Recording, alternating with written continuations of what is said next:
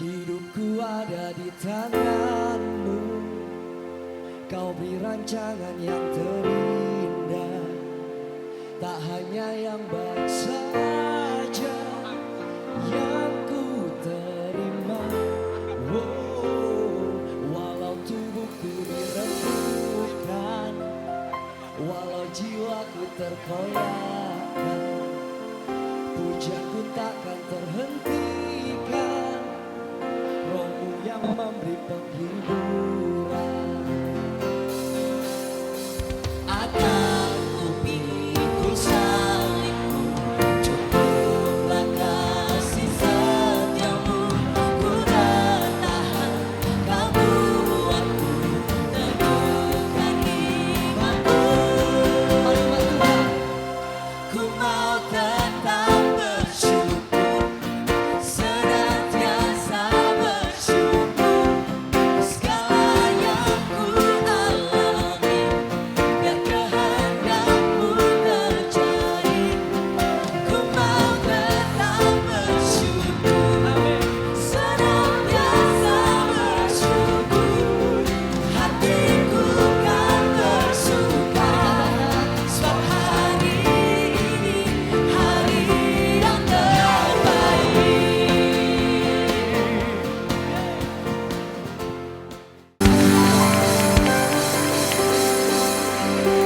Sekali lagi kami mengucapkan selamat malam Monsinyur Antonius Bunjamin, Romo Eko Wahyu, Romo Damar dan para frater suster yang boleh hadir malam hari ini. Izinkan kami memperkenalkan diri, saya Andre. Dan saya Ivana. Kami berdua akan memandu jalan acaranya pada malam hari ini. Puji syukur kehadirat Tuhan atas rahmat dan kasih-Nya kalau setiap kita boleh hadir, boleh berkumpul di tempat ini di Gereja Katolik Santo Yosafat untuk bersama-sama mengikuti acara Now for Family volume yang keempat. Dengan tema yang terluka yang menyembuhkan. Benar. Dan acara Now for Family ini merupakan acara berseri dari si keluarga Santo Yosafat. Tepuk tangan dong buat si keluarga paroki Santo Yosafat. Dan tentunya pada hari ini kita akan mengupas tuntas tentang bagaimana yang terluka yang menyembuhkan. Tema yang sangat luar biasa. Dan tentunya bersama narasumber kita yang juga luar biasa, Monsinyur Antonius Bunjamin. Berikan tepuk tangan buat Monsinyur Antonius Bunjamin. Dan juga Romo Eko Wahyu. Berikan tepuk tangan buat Romo Eko Wahyu.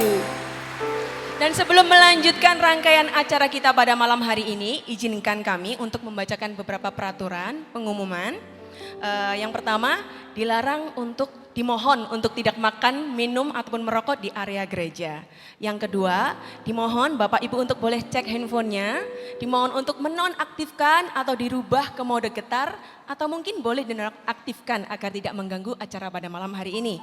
Kemudian yang ketiga, dilarang berdiri. Dimohon juga untuk menahan diri agar tidak berdiri kecuali ada instruksi dari para panitia.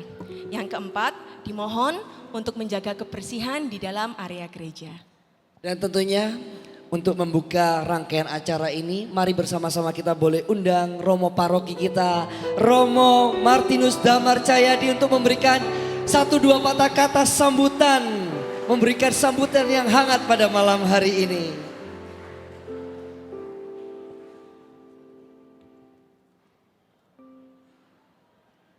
Ya, selamat malam semuanya. Mam Romeko, kayaknya kita pernah berjumpa ya. Tadi di pastoran. Bukan di Ya, jujur saya langsung merasa minder dengan konteks hari ini, malam ini. Saya baru datang, baru 1 minggu, 1 November baru jadi paroki dan saya baru datang langsung kemudian disambut dengan acara yang wow semacam ini. Apalagi mengundang pembicara yang ya saya ini apa sih? Walaupun kemarin, September kemarin, saya baru menyelesaikan perayaan 100 tahun paroki di Kediri. Lalu masuk di paroki yang baru 0 tahun. Jadi dari 100 tahun, 0 tahun. Ya apa sih? Tapi justru di situ kemudian menjadi sebuah renungan yang mau saya bagikan kepada Anda semua untuk mengawali rangkaian acara ini. Now, yang katanya itu mau membantu keluarga untuk menjadi orang tua, bagaimana kemudian menghidupi panggilan di keluarga. Walaupun kita semua sudah mengalami itu, kita tidak pernah ada sekolah, tapi kemudian ada masuk dalam keluarga. Ini salah satu bantuan. Kalau kita tidak mengawalinya dari nol, apapun yang nanti akan diberikan di sini, ya tentu tidak akan berguna. Jadi saya mengajak untuk mengosongkan hati, mengosongkan pikiran, kita membuka telinga, membuka hati. Sehingga kemudian apa yang kita dapatkan hari ini bukan hanya sekedar gergeran lelucon dari Romo Eko dan Monsinyur Anton. Tapi dirasakan sungguh berangkat dari nol, kita membuka telinga, membuka hati dan merenungkan di balik lelucon-lelucon itu, di balik apa yang nanti akan disampaikan, itu pasti akan menjadi kekuatan, menjadi semangat spiritualitas bagi kita untuk menghidupi panggilan kita masing-masing. Terima kasih kepada semuanya, terutama Monsinyur Anton, Romo Eko yang berkenan untuk membantu kita semua dan semua panitia yang sudah bekerja keras, semuanya saja yang tidak bisa saya sebutkan. Selamat beracara dan mari kita membuka telinga dan hati kita. Terima kasih. Terima kasih Romo Damar. Dan tanpa berlama-lama lagi, kita mau membuka acara talk show kita pada malam hari ini. Dan mari kita sambut dengan tepuk tangan yang meriah narasumber kita hari ini, Romo Eko Wahyu OSC. Shalom Bapak Ibu semuanya. Yang terhormat Monsinyur Antonius Subianto Bunyamin OSC. Mohon maaf, kalau mic sudah dipegang saya, terserah saya. Bapak Ibu yang terkasih, tadi Monsinyur Anton cerita tentang iklan neraka. Selalu menarik dan akhirnya setelah masuk kita terjerat. Saya tadi malam juga mimpi. Di sini kan ada suster-suster MC di belakang itu. Suatu hari, suster MC ini salah satunya meninggal dunia. Karena suster ini sudah banyak berkorban, sudah banyak melayani, masuk ke surga. Masuk ke pintu surga, yang jagakan seperti biasa Santo Petrus. Lalu Santo Petrus berkata, "Suster, selamat datang. Mari nikmatilah berkat Tuhan yang telah disediakan." Suster, maaf ya, di sini itu di surga setiap orang mendapat kendaraan sesuai dengan amal baiknya. Kata Tuhan, suster dapat mobil Kijang Super. Suster tersinggung, kok Kijang Super? Aku sudah tidak menikah, ini Kijang lama di Indonesia. Maaf suster, keputusan Tuhan tidak dapat diganggu gugat. Akhirnya suster itu dengan menggerutu pergi dari Santo Petrus. Waktu sebelum pergi, dia pamit ke Santo Petrus, dia lihat Mercy lewat dan yang di dalamnya Prodiakon Santo Yosafat. Lalu dia balik lagi ke Santo Petrus, Prodiakon dapat Mercy. Suster, sekali lagi tidak bisa diganggu gugat keputusan babe kita di surga. Oh ya sudah, tak adil. Pergi suster. Seminggu kemudian suster itu tersenyum datang ke Santo Petrus. Ada apa lagi suster? Terima kasih Santo Petrus, saya bahagia dapat Kijang Super. Kenapa? Kemarin saya lihat Monsinyur Anton pakai otopet.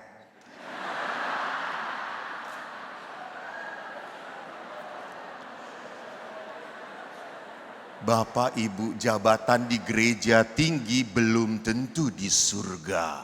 Belum tentu. Tenang aja. Beliau otopet, saya sepeda. Lumayan toh. Saudara-saudari yang terkasih, hari ini kita berbicara tentang yang terluka yang menyembuhkan. Pointernya mana ya? Saya kok tadi minta pointer. Terluka. Saya tanya dahulu, siapa yang belum pernah terluka dalam hidupnya? Coba angkat tangan. Malam ini saya lukai. Nggak mungkin. Setiap orang pada saat hidup bersama pasti mengalami konflik. Pasti mengalami sakit hati. Terima kasih Mbak.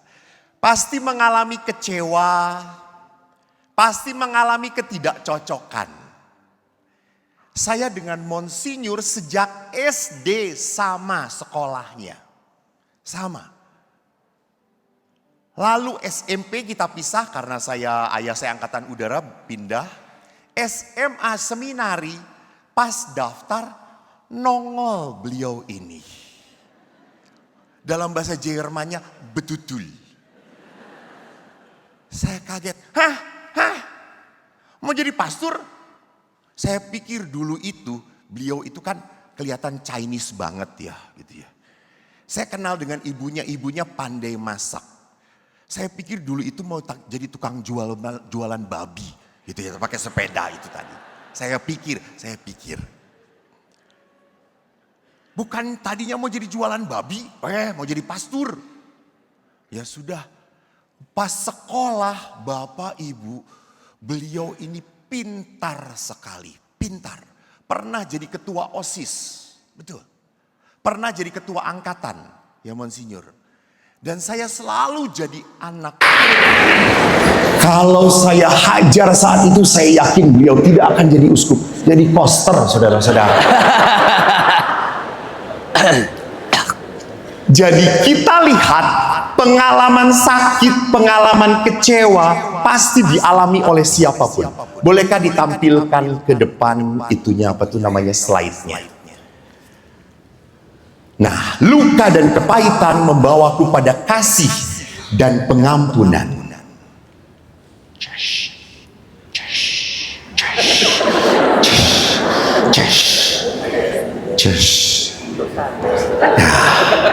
Rusak langsung. Apalagi dalam hidup perkawinan.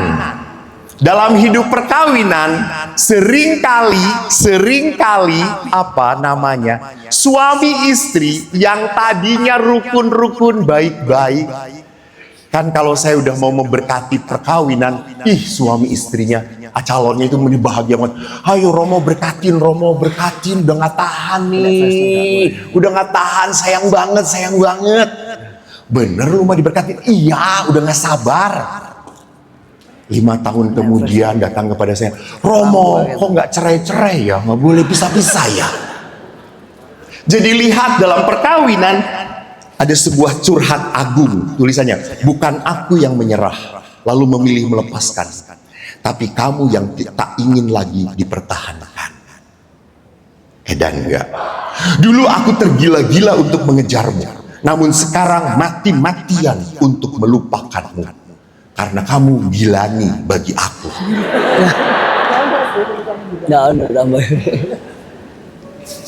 Jadi kalau di dalam sebuah relasi, orang itu mencapai sebuah apa?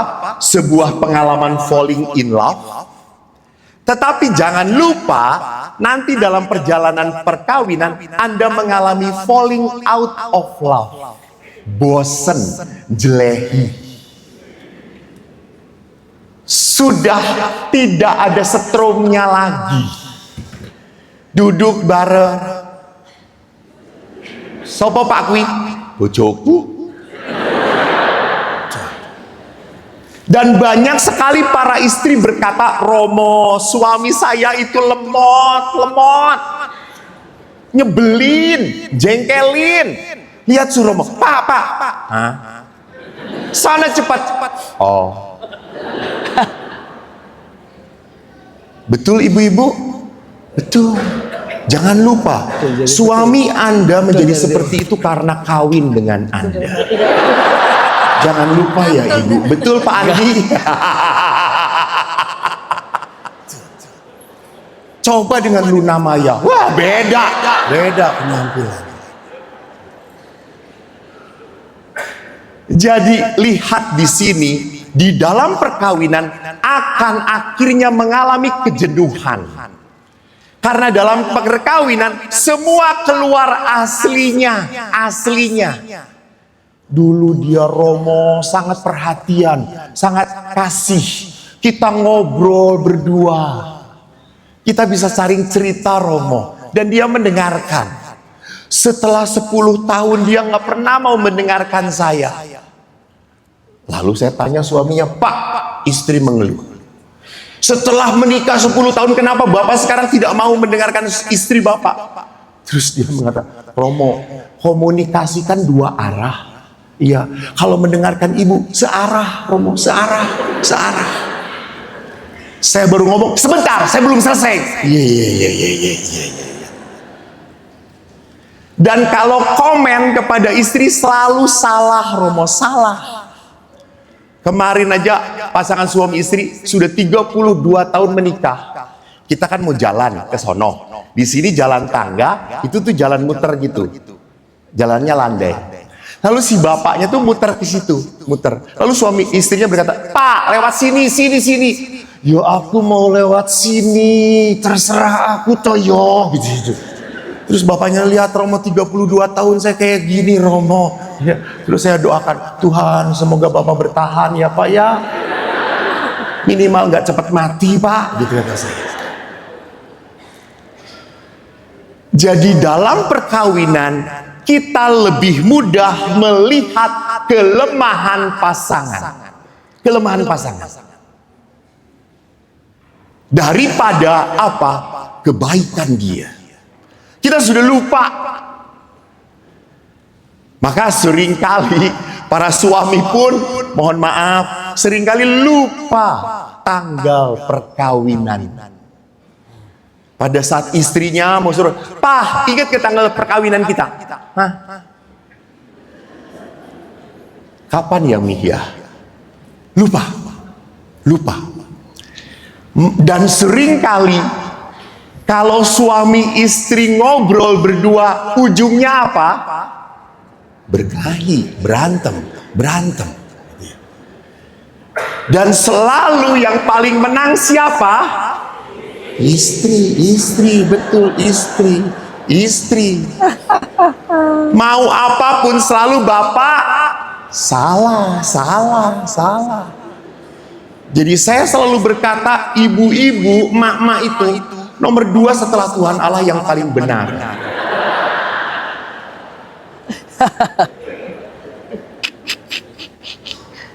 Nah, konflik terjadi. Karena itulah, mari kita lihat, Yesus berkata di dalam Injil Matius, next, menurut saya, bahan saya saja. Datanglah orang Farisi, tadi Monsinyur mengatakan, Romo Eko itu orang Farisi. Ya, saya datang, orang Farisi, mencobai Yesus. Katakanlah ini Yesusnya. Guru, bolehkah suami menceraikan istrinya?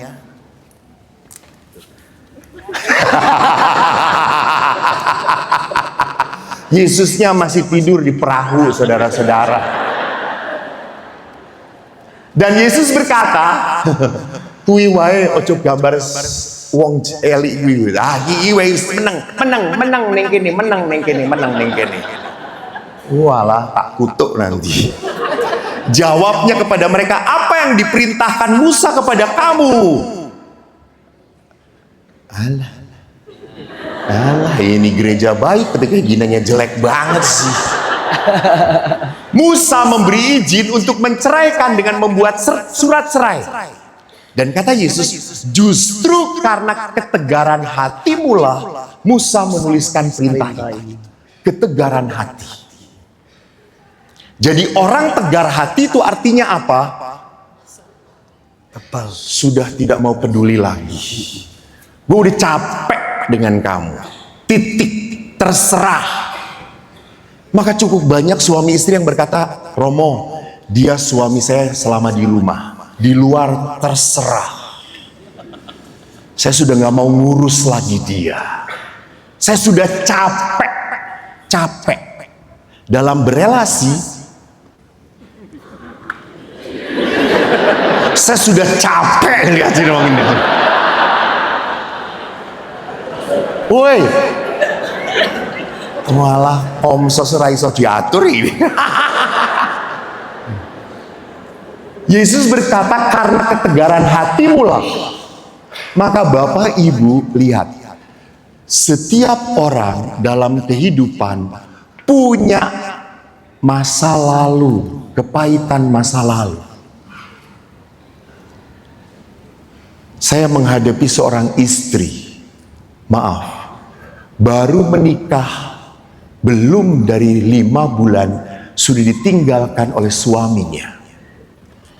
Suaminya itu mbok-mboken. Anda tahu mbok-mboken? Bukan mbak-mbaken. Kalau mbak-mbaken itu golei pembantu gitu ya. Mbok-mboken. Selalu cari ibunya. Istrinya begitu sedih, begitu kecewa. Merasa bahwa saya kok tidak bisa membahagiakan pasangan saya. Saking kecewanya, marahnya, istrinya itu sampai menyilet-nyilet tubuhnya sendiri. Self-harming disebutnya. Dia merasa, aku gagal. Ini luka. Ini kekecewaan. Saya berhadapan dengan ibu, seorang yang status tinggi, pendidikan. Maaf, punya suami judi, main wanita,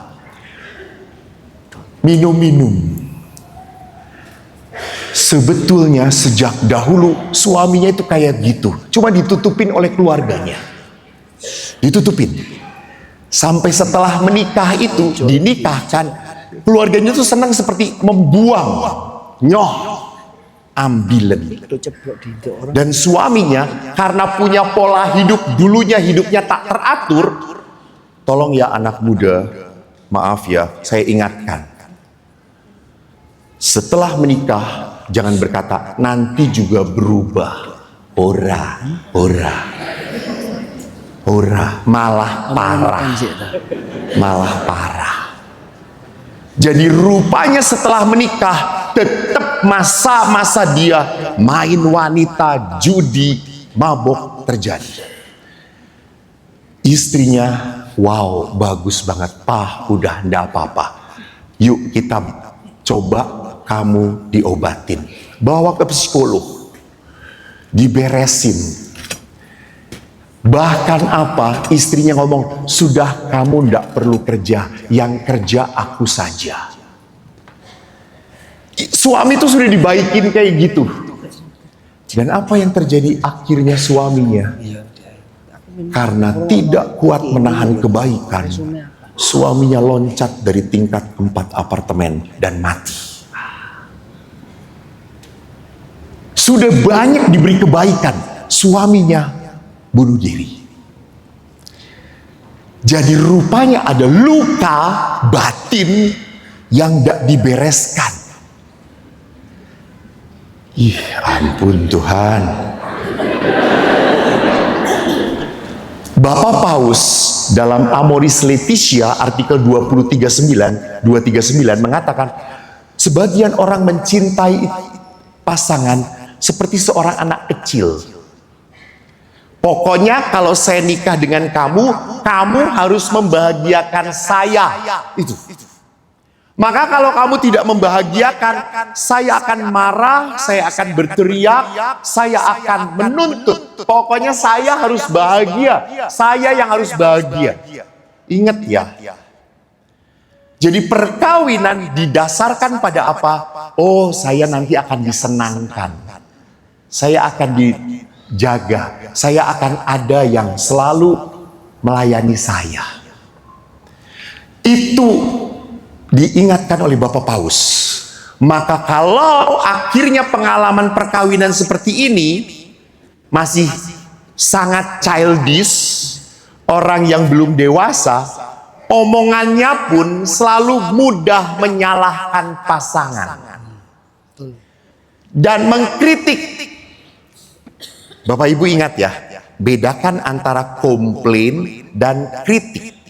Kalau komplain itu adalah apa? Saya, Pak, kalau kamu habis makan ya, bawa piringnya ke dapur. Bawa piringnya ke dapur. Saya capek kalau saya harus bawain terus. Itu komplain. Tapi kalau kritik, lu tuh ya emang laki-laki gak pernah tahu diri. Lu kalau habis makan, lihat. Yang lain aja beresin, lu tuh gak pernah, sampai mati gak pernah. Ini sudah kritik. Kritik itu berarti apa? Cap, judge. Itu sudah menjadi sebuah apa? Lu memang gak beres. Itu menyakitkan. Itu menyakitkan. Ya, saya pun sama, punya luka batin. Saya sudah suka cerita dengan ayah saya. Mohon maaf, ayah saya sudah di surga sekarang. Pak, maaf ya Pak. Dimaafkan ya Pak. Ya, diwakili oleh Bapak Uskup. Karena beliau bisa berkontak dengan makhluk-makhluk yang tidak jelas.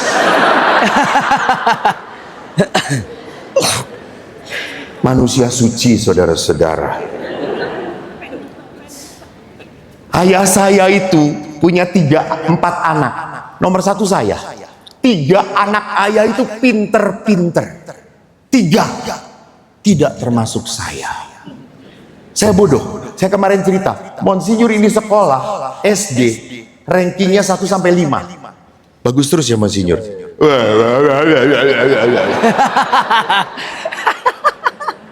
Kurang rendah hati saudara-saudara. Enggak, terima kasih Romo Eko.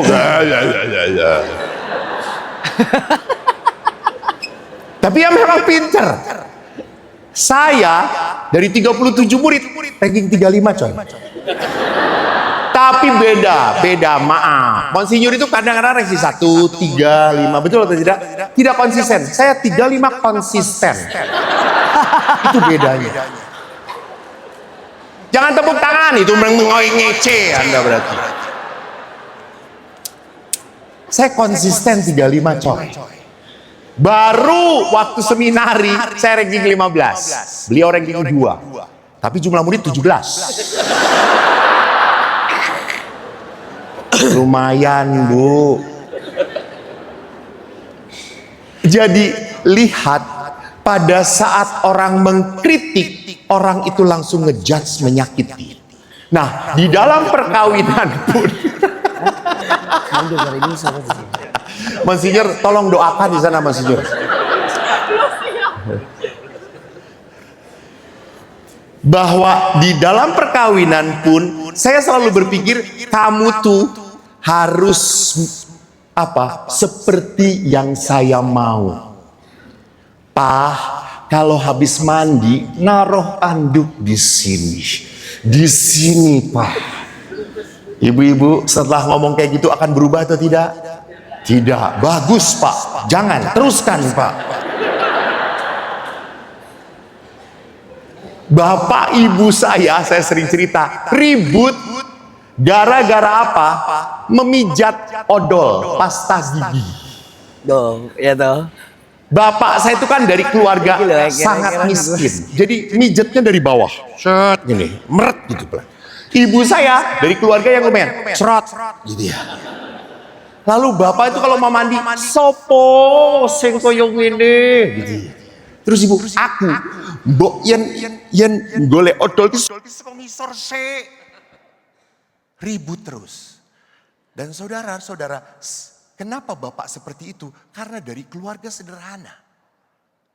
Pokoknya kalau cup itu sampai habis beneran. Ibu dari keluarga yang lumayan. Pokoknya cerot. Saya, apa yang terjadi dengan saya? Saya sekarang pun sama. Sekongi sorse. Oh kere kata saya. Saya sadarin itu. Saya sadarin. Padahal saya sudah jadi sultan sekarang.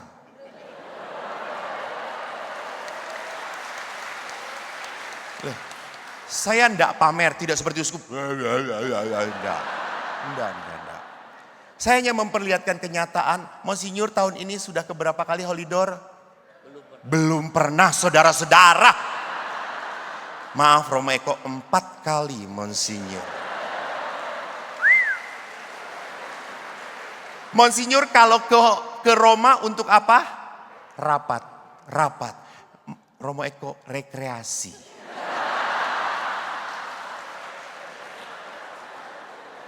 Kalau ke Roma rapat pekerja. Kalau pastor rekreasi sultan baru namanya.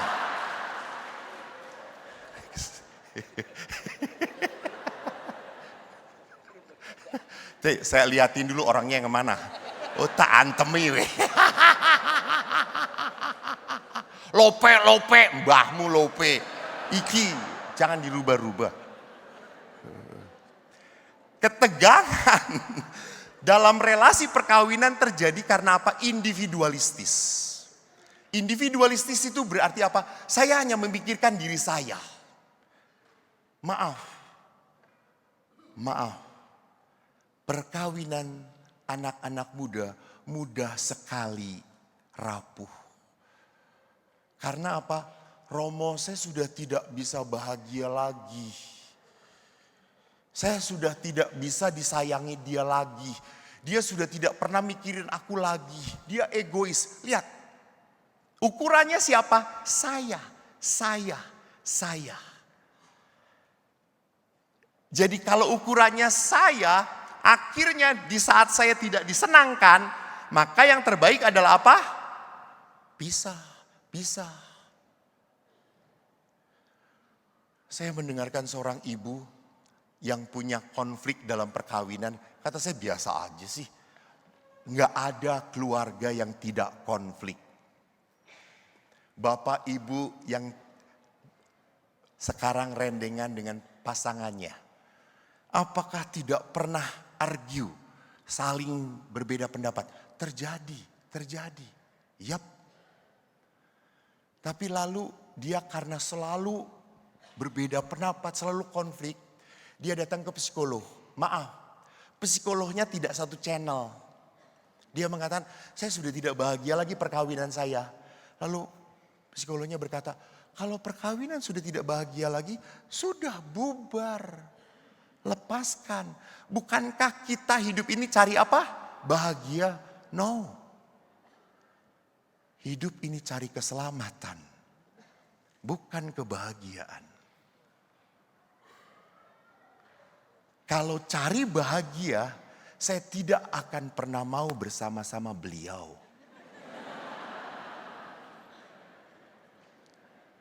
Beliau pun pasti tidak mau dengan saya. Oh tidak, beliau mencari-cari saya. Acara ini adalah acaranya beliau, saudara-saudara. Saya langsung di WA oleh beliau. Kok ikut tanggal sekian? Siap Monsinyur. Jabatan beliau Monsinyur. Saya kalau ketemu salam cium coy. Pernah suatu hari saya cium nggak ada cincinnya. Monsinyur cincinnya di pantat kok. Masa saya suruh nyium pantatnya beliau, kata saya itu. Jadi lihat di sini budaya individualistis dan kenikmatan. Apa artinya? Bahwa pada saat relasi yang penting saya nikmat, yang penting saya enjoy. Ingat, dalam perkawinan saya sudah tidak bisa berkata saya lagi. No. Kita. You must think about your spouse.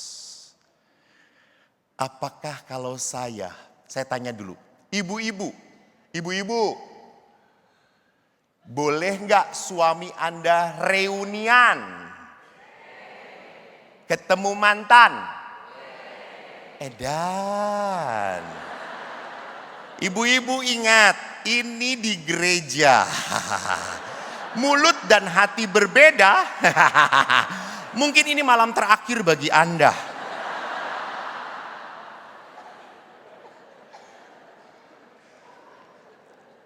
Syukur kepada Allah Pak kalau betul-betul boleh. Reuni terus Pak.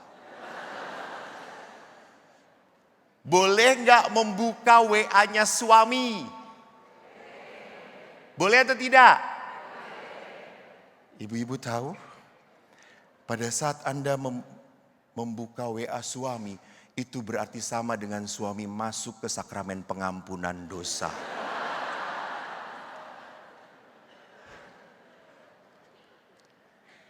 Jadi pada saat, lihat, pada saat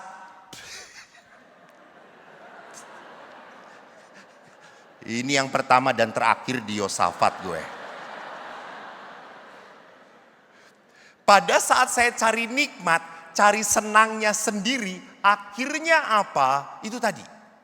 Kita banyak menuntut pasangan, minta pasangan berubah, minta pasangan terbuka, jujur, tapi gua enggak. Gua enggak.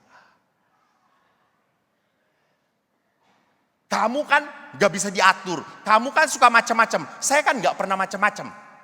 Nah itu. Jadi lihat di sini, sebuah relasi tidak akan pernah mudah bertahan kalau sekali lagi nanti kita lihat harus ada sebuah perdamaian. Suami istri sulit berkembang dalam kasih. Ini dari Amoris Laetitia loh, Bapak Paus Fransiskus yang menulis. Karena budaya pornografi, pendewaan tubuh. Bapak-bapak, cukup banyak bapak-bapak yang masih nonton film porno. Membayangkan yang aneh-aneh. Lalu maka seringkali ada seorang istri yang tanya, Romo boleh enggak? Tolong suster tutup telinganya. Kalau berhubungan dengan suami pakai gaya macam-macam. Emang gaya apa bu? Terbang dari angkasa. Muncul kayak gitu. Lihat, Bapak ingat pada saat Anda nonton pornografi, apa Anda banyak keinginan. Padahal kan nempel wis metu kok. Gayane, ayo mi, terus. Halah, kata saya. Mimpine, gitu ya. Jadi ibu-ibu saya juga suka mengatakan, ingat, setelah menikah, pada saat seorang istri menolak suaminya untuk berhubungan seksual, hati-hati. Berarti Anda membuka supaya suami Anda tergoda. Ingat, hubungan suami istri di dalam perkawinan adalah suci dan mulia. Maka ya harus berkorban, betul. Udah berkorban dikit, orang suwi kok. Wes cepat, wes rampung, urung, wes. Monsinyur kok ketawa, kok tahu sih Monsinyur? Saya ragu-ragu dengan Monsinyur ini. Kalau saya kan memang sekolah. Saya sekolah family ministry. Monsinyur itu sekolah filsafat loh saudara-saudara. Filsafat. Orang no hubungannya, ayo cepat gitu.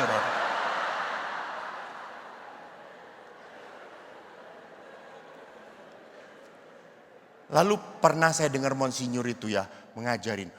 Suami istri ingat hubungan seksual itu suci. Lalu bagaimana Monsinyur kalau begitu? Sebelum berhubungan rosario dahulu. Tolong bapak-bapak lakukan ya. Setelah rosario, sidur apa? Ora.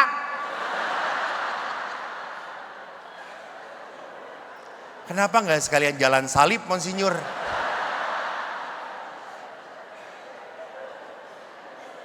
Sekali lagi, saya yang pegang mic, saudara-saudara. Jadi kalau di dalam perkawinan ada sebuah apa?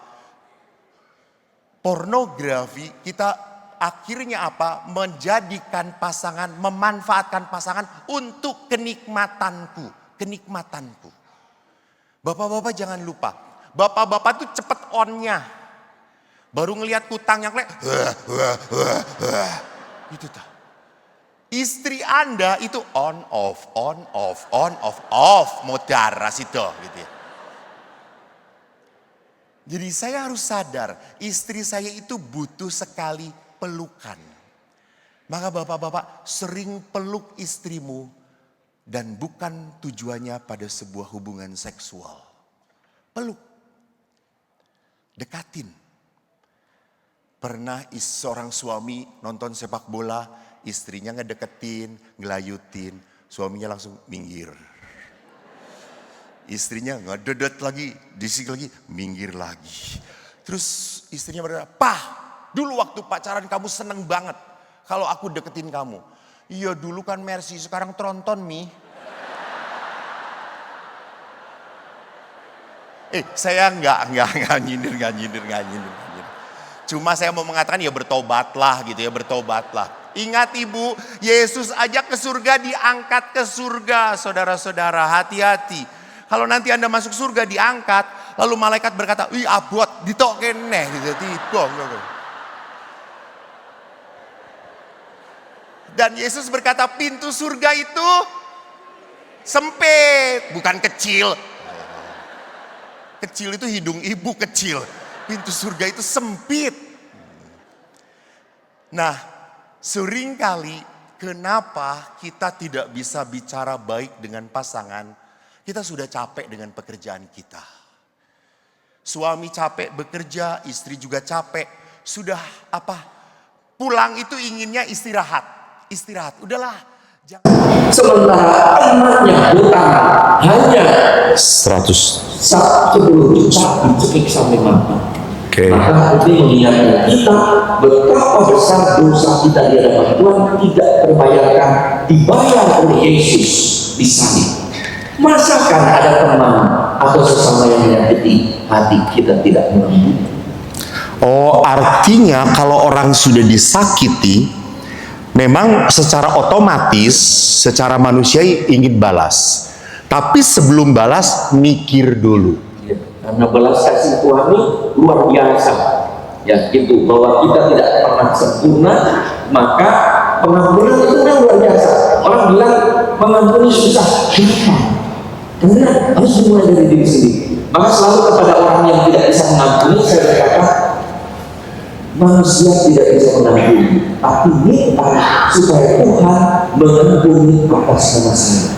Maka suami istri begitu, kalau tidak bisa mengampuni, minta pada Tuhan, Tuhan tolong ampuni istri saya, ampuni suami saya atas nama saya.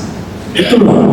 Jangan mengandalkan kekuatan sendiri untuk mengampuni. Pakai kekuatan Tuhan. Manusia tidak mungkin mengampuni.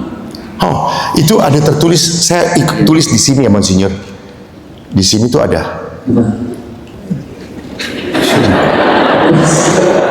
Hilang ya Monsinyur tulisannya. Nah ini. Ini yang terakhir aku lihat. Nah ini nih Monsinyur. People ask me what advice, atau dalam bahasa Indonesia saya ngomong atau dalam bahasa Inggris? Bahasa Indonesia aja. Indonesia. Monsinyur ngomong Inggrismu nggak jelas. Orang-orang bertanya, apa nasihatmu supaya hidup berkeluarga bisa bertahan? Lalu Ibu Teresa berkata, I always answer, pray and forgive. Lalu kepada anak-anak muda, Ibu Teresa pun berkata, pray and forgive. Lalu kepada single mom juga apa yang membuat saya bisa bertahan? Pray and forgive. Itukah koneksinya, Monsinyur? Jadi orang makin dekat pada Tuhan itu akan mempunyai hati yang luar biasa, melampaui apa yang kita pikirkan. Ya, melampaui apa yang kita pikirkan, sehingga orang bisa mengampuni. Karena apa? Kekuatan Tuhan sebetulnya. Maka saya banyak kenal orang-orang yang baik itu karena kekuatan berubah yang luar biasa. Bahkan ada di Bandung dulu kelompok wanita yang disakiti oleh suaminya. Oh, bukan pria yang disakiti istrinya. Istri yang disakiti suaminya. Yang mereka berkumpul bersama-sama. Ada 2 pastor yang bagus yang mendampingi.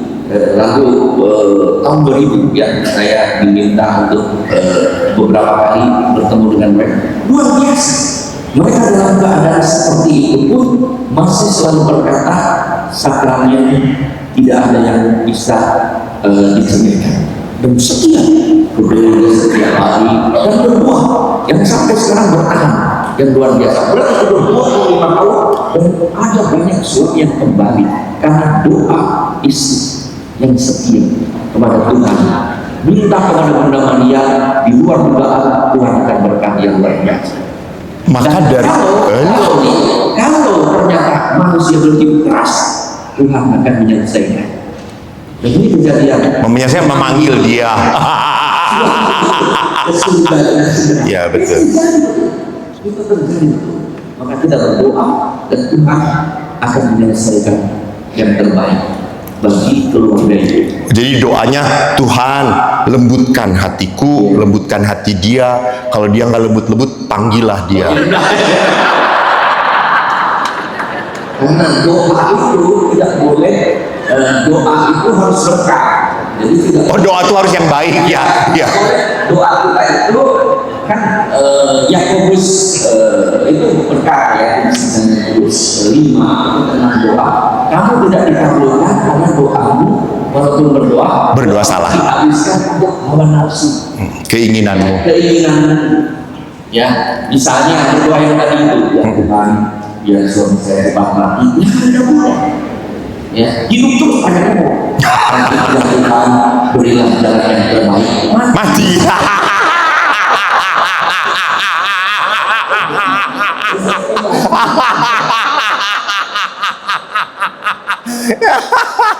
Bapak-bapak harus sedih ya kalau Tuhan berikan jalan yang terbaik untuk suami saya.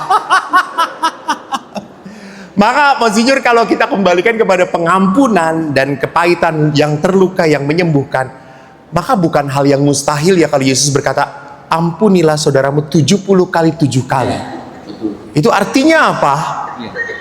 Dalam soal pengampunan itu tidak ada kalkulasi matematis. Ya, karena kalau berbicara pengampunan bukan soal berapa kali. Petrus kan di dalam konteks itu bertanya 3 kali kan. Memang dalam kebudayaan Yahudi pada waktu Petrus hidup itu pengampunan itu boleh kalau lebih dari 3 kali orang melakukan kesalahan yang sama, dosa yang sama. Misalnya nyeleweng itu kan sama. Ya. Dan itu ke-4 kali boleh tidak diampuni. Maka Petrus berkata 3 kali. Oh, jadi hukum Yahudi Ya. diberi kesempatan 3 kali. Ya, kalau Keempat kali boleh tidak diampuni. Oke. Maka Petrus 3 kali kan. Oke. Ya. Oh, Petrus bertiga kali, dia naik 7 kali kah? Yesus berkata bukan 7 kali 7 kali.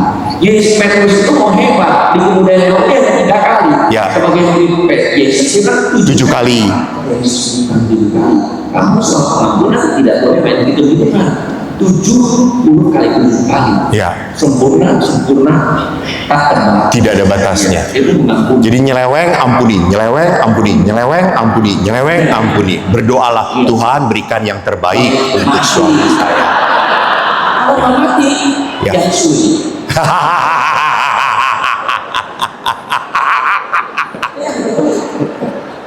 Tapi betul, Ya. ini terjadi. Ya, di Jakarta baru terjadi. Yang mati.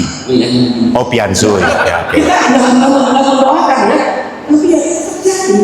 Ya. Memang, makanya kita jangan pernah mendoakan sesuatu yang buruk. Artinya manusia juga selalu diberi kesempatan untuk bertobat, Iya. untuk kembali kepada Tuhan. Namun seringkali Tuhan pun menghajar orang itu.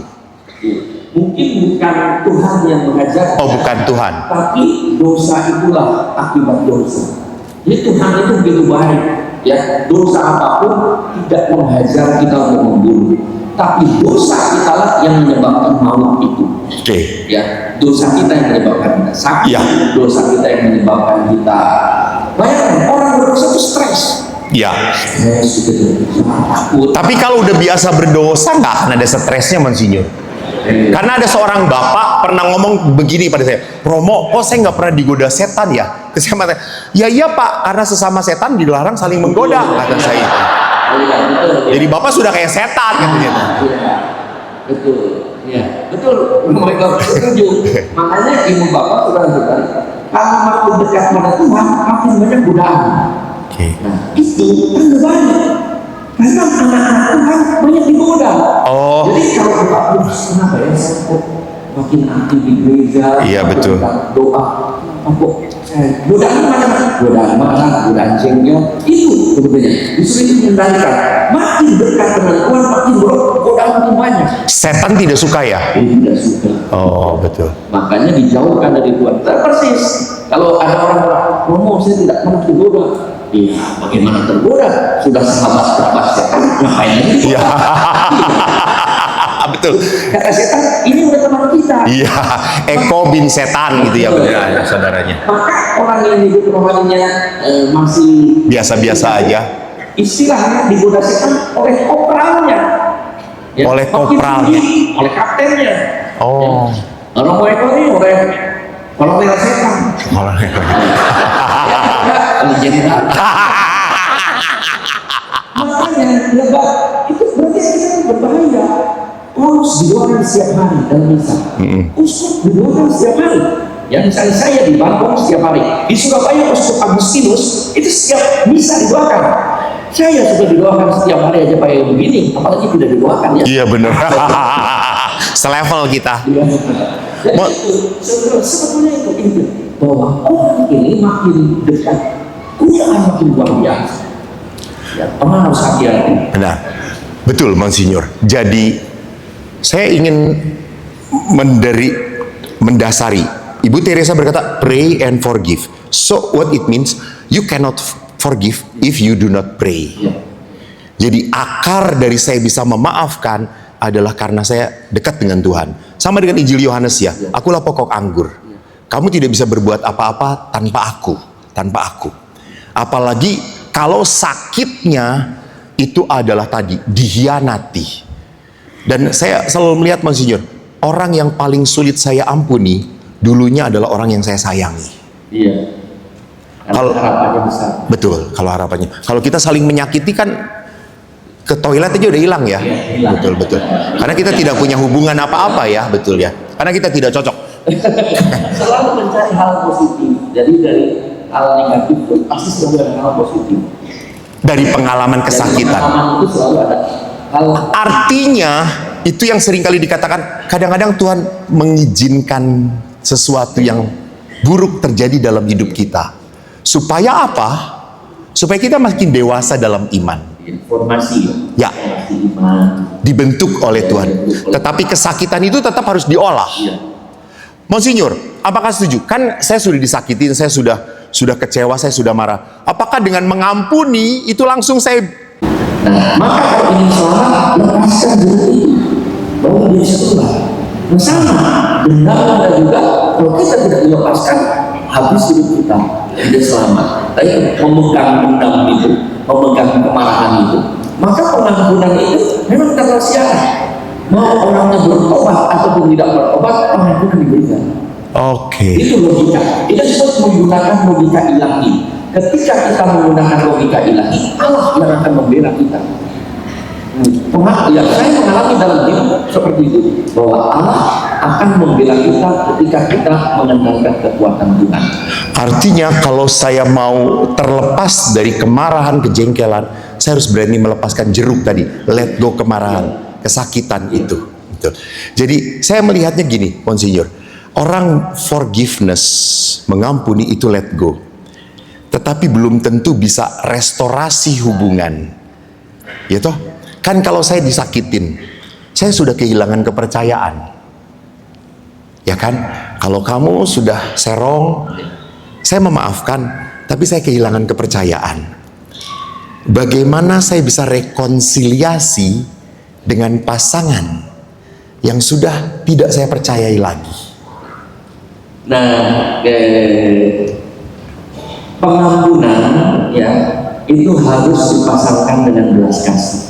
Oke. Ya, itu yang disebut ya pengampunan harus kalau pengampunan itu dipasangkan dengan keadilan, maka tidak akan terjadi restorasi.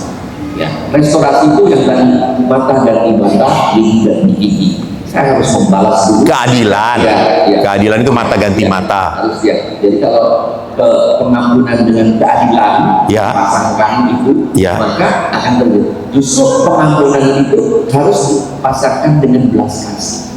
yang tidak ada syaratnya itu, ya saya ambil. Beberapa banyak kisah ya, bagaimana ada kisah seorang suami yang menyeleweng pergi pulang kembali dalam keadaan sakit stroke, dipelihara oleh istri. Anaknya yang tidak terima, justru Anaknya yang tidak tidak terima, bapaknya terima. Ya, karena sudah begitu menyakiti Ibunya. ibunya, istrinya itu justru bisa mengampuni dan memelihara suaminya yang sakit stroke itu. Sampai mati. Belum mati sekarang. Kan sudah bertobat. Oh, sudah bertobat. Makanya Bapak Ibu bertobat dan mati. Kalau tidak bertobat, Ya. diselesaikan juga. Ya. Artinya menarik sekali. Dalam pengampunan, forgiveness, orang bisa restorasi kalau ada rekonsiliasi ini. Iya. Rekonsiliasi itu berarti apa? Pelan-pelan mulai percaya lagi pada dia, sedikit demi sedikit. Jadi artinya orang yang sudah salah pun harus memperbaiki dirinya dan apa? Memanfaatkan kepercayaan yang diberikan. Hanya masalahnya Pastor, Monsinyur, kadang-kadang kan maaf, beberapa perempuan, tidak seberapa perempuan, ngorek-ngorek kembali. Lu dulu ya dulu, nenek moyang kamu itu yang sudah salah, ngorek-ngorek kembali. So artinya let go-nya belum beres ya. Iya. Nah itu yang harus sekali lagi ya. Itu yang kadang-kadang terjadi juga, orang yang baru sakramen pengampunan dosa ya. Betul. Begitu keluar, ada temannya minta maaf ya, sorry apa kemarin dulu udah apa, kemarin dulu tidak ya. Justru itu bagaimana menolong para murid ya.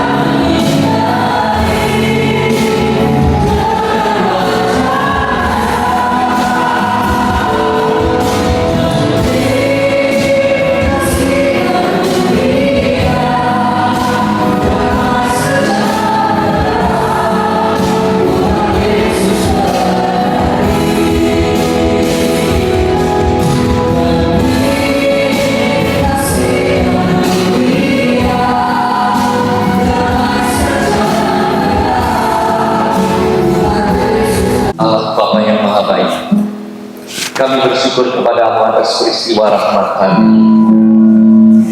Ketika kami datang ke sini dengan motivasi apapun, Engkau berkenan menyampaikan kehendak-Mu kepada kami semua yang hadir melalui ruangan firman yang disampaikan oleh Romo, melalui pendalaman ayat-ayat kitab suci, ajaran gereja Paus Fransiskus, maupun berbagai cerita pengalaman yang dilengkapi dengan lelucon-lelucon. Kadang bagi kami suatu kekurangan, bagi sebagian suatu peneguhan, bagi yang lain suatu ajaran yang bertobat, bagi yang lain suatu apresiasi atas apa yang telah saudara-saudara kami ini dalam keluarga lakukan. Tiada sempurna dalam pasangan hidup di keluarga, tetapi Engkau memberikan, menganugerahkan yang terbaik, pasangan hidup bagi suami istri. Tidak ada yang ideal, tidak ada keluarga yang sempurna, kecuali keluarga yang disempurnakan oleh Allah, yaitu keluarga kudus, di mana mereka menempatkan Yesus di pusat hidup mereka sebagai fondasi, referensi, dan tujuan dari keluarga kami. Aku keluarga kudus yang ada di hadapan kami, sungguh menyentuh kami keluarga-keluarga. Rasanya ini memiliki keluarga ideal seperti keluarga kudus dan saling berpegang dalam kasih, akan bertumbuh dalam rahmat dan berkat. Tuhan, kami keluarga kami seperti keluarga kudus. Curahkanlah berkat, penuhilah kerinduan kami, ampunilah kesalahan kami, ampunilah juga kesalahan pasangan hidup, suami istri, anak, orang tua, keluarga. Melalui peristiwa tahun keempat konferensi, semoga kami makin diteguhkan untuk menempatkan Yesus di tengah keluarga kami, hingga doa, kasih, belas kasih, dan kekuatan ilahi menjadi kekuatan kami keluarga, sehingga sungguh kami mengalami terberkah.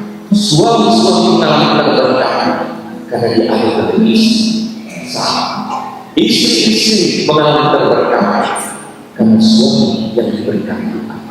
Anak-anak terberkah karena diberi oleh Tuhan orang tua seperti orang tua terberkah karena bersyukur atas anak-anak yang dilahirkan dan besar. Bapa, sempurnakan keluarga. Kami hari ini pulang ke rumah masing-masing, dan kami senantiasa membawa sukacita dan menularkannya kepada siapapun kami bertemu. Sehingga melalui keluarga kami, nama dimuliakan, banyak orang mengalami berkah, dan kami sukacita dan bangga. Kami serahkan hidup, keluarga, perjuangan, pekerjaan, harapan dan cita-cita kami ke dalam tangan Kristus Tuhan dan Tuhan kami. Amin. Berkata ulun atas saudara sekalian, Bapa, Putra, dan Roh Kudus. Amin.